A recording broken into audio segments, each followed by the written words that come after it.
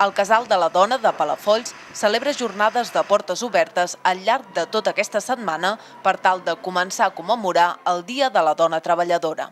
Doncs, per el Dia Internacional de la Dona Treballadora és el 8 de març, doncs creiem que podríem fer aquestes jornades de portes obertes perquè totes les dones que n'hi ha al poble i que no siguin del poble que puguin venir a veure les activitats que fem normalment i a part hem preparat altres activitats i tallers. Entre les activitats obertes a tothom hi ha una exposició de pintura, un taller de reflexologia, una classe de defensa personal o un taller d'expressió corporal. L'activitat principal serà el mateix 8 de març. A les 8 del vespre es llegirà el manifest del Dia de la Dona Treballadora. Fem una obra de teatre que es farà aquí mateix, col·laborant amb l'Ajuntament, i després n'hi haurà un petit tas d'embotits, així una mica de pica-pica, una mica informal. Es representarà l'obra Dona havies de ser, de la companyia Lapsus Espectacles.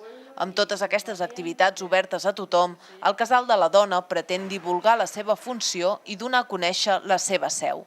Des de l'any 2008 està ubicat a la masia de Can Florenci de Palafolls. La rehabilitació de la casa va anar a càrrec d'un taller d'ocupació integrat per dones.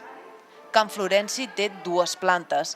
Hi ha sales de lectura i de reunió, espais per a exposicions, cafeteria, on s'hi serveix el cafè d'una cooperativa de dones de Xapes a Mèxic, gimnàs, sales per a tallers. Alguns d'aquests espais es cedeixen a altres associacions, com la de jubilats.